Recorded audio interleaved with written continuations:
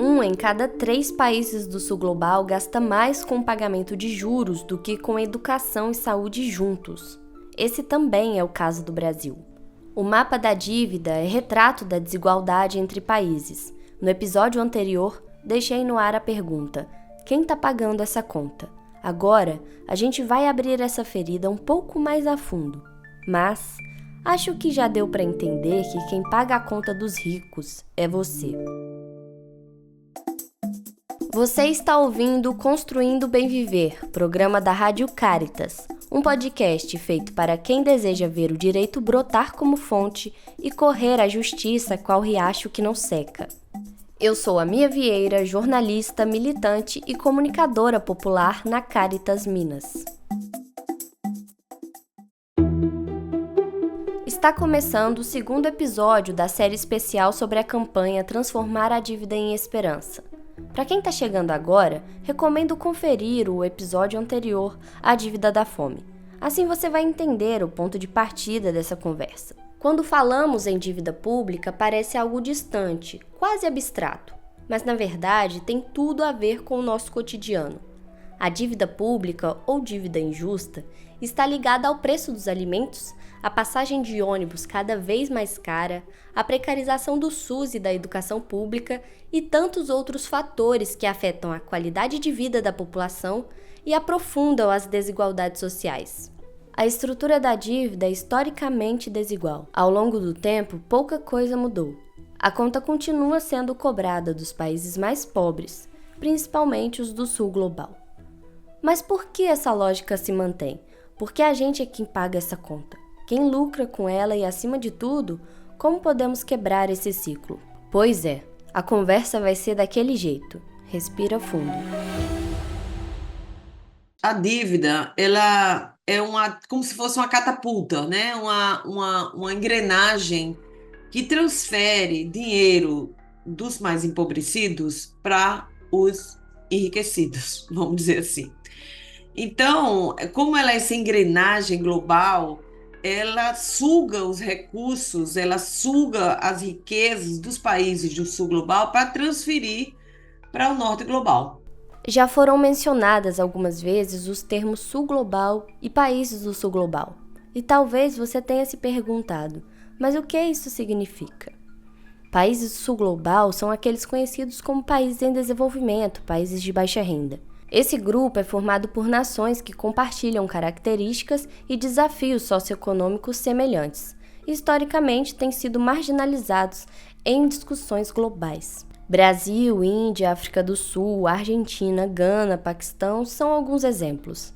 Esses países foram empurrados para ciclos de endividamento sem fim, resultado de séculos de exploração de recursos naturais, trabalho e riqueza, acordos injustos e uma arquitetura financeira feita sob medida para beneficiar os mais ricos. Eu convidei a Sandra Quintela para aprofundar nessa conversa. Ela é economista, educadora popular e membro da coordenação da Rede Jubileu Sul Brasil, parte do Jubileu Sul Américas. A dívida foi um elemento central para manter as nossas nações submissas ao interesse do norte global, né? Dos países centrais, assim, dos países enriquecidos, né? Europa, naquele momento. Depois os Estados Unidos, né? O Brasil, para se tornar independente de Portugal, teve que assumir uma dívida que Portugal tinha com a Inglaterra, então essa dívida passou a ser do Brasil. Então, o Brasil ficou independente de Portugal e herdou a dívida que tinha com a Inglaterra, com os Rothschilds, né, que é uma família que até hoje domina e controla grande parte, por exemplo, o comércio de petróleo, os petrodólares e toda essa engrenagem global. E os países latinos que se independizaram por revoltas populares ou por processos internos se tornaram independentes, no caso, por exemplo, da Argentina, mas continuaram comprando tudo, absolutamente tudo da Grã-Bretanha. Pois é, a crise da dívida não é um fenômeno novo. Mesmo após a independência política, a dependência financeira continuou. Na década de 70, uma onda de empréstimos levou ao colapso. O mundo viu o nascimento da chamada década perdida. Cortes drásticos em serviços públicos, inflação e pobreza explodiram em diversos países do Sul. No final, apesar de alguns acordos de reestruturação e planos de ajuste, muitos países permaneceram presos a condições que limitaram o crescimento econômico e mantiveram altos índices de desigualdade. Se antes já estava ruim, depois da pandemia de Covid-19 ficou pior. Em 2023, o estoque da dívida externa dos países de baixa e média renda chegou a quase 8 trilhões e 800 bilhões de dólares. Só em juros, esses países pagaram 406 bilhões. A diferença da crise atual para os anos 70 é que o número de credores ficou muito maior. Bancos privados, fundos abutres, petroestados, o que torna a reestruturação da dívida quase impossível. A bola de neve é tamanha que nos últimos 4 anos, mais de uma dúzia de governos deixaram de pagar suas dívidas. 30 dos países mais pobres do mundo enfrentaram o que chamamos de sobrecarga de dívida. Isso é maior do que nas duas décadas anteriores. Enquanto 1/3 do mundo em desenvolvimento está travado em um ciclo de pagamento eterno, os países mais ricos, como Estados Unidos, Reino Unido, França, Alemanha e até mesmo a China, lucram com os juros dessas dívidas. Esse acúmulo impacta diretamente as políticas públicas e, no fim das contas, define quem consegue viver com dignidade e quem não. E essa desigualdade tem um fundo também, não só no fundo colonial, de escravitude, de latifúndio, desse modelo agroexportador, que aí está a origem das nossas desigualdades, né?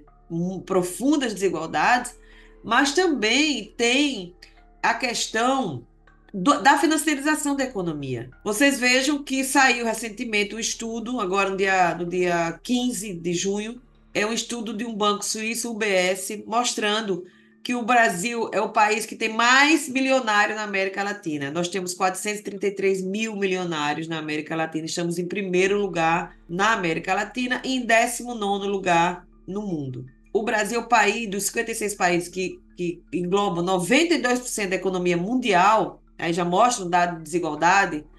Então, mas desses 56 países que detêm 92% da riqueza global, o Brasil está em primeiro lugar.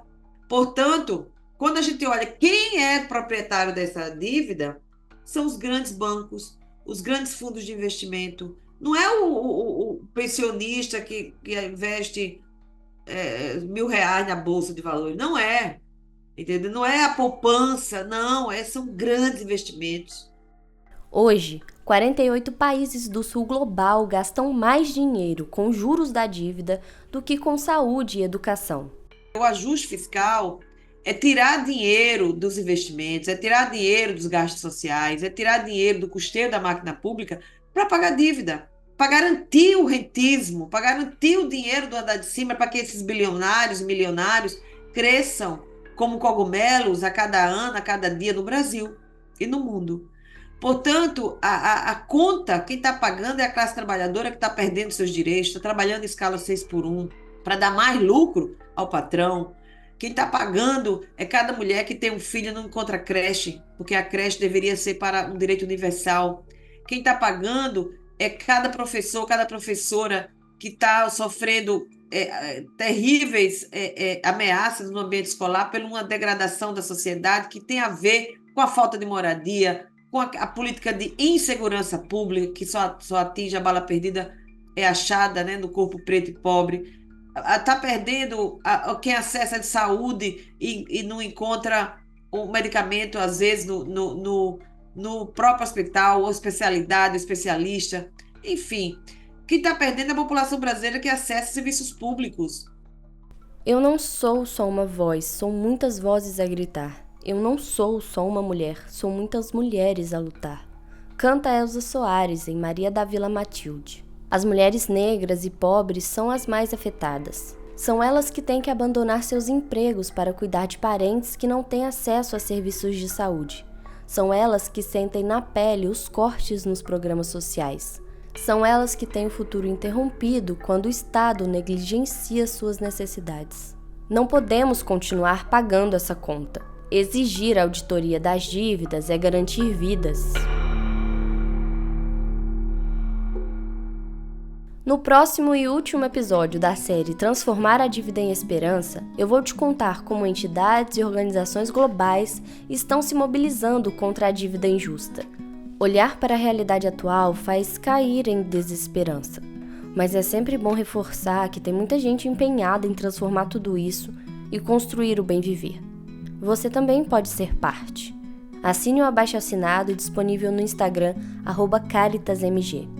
Segue a Rádio Caritas e acompanhe nossas redes. Até a próxima. Fui!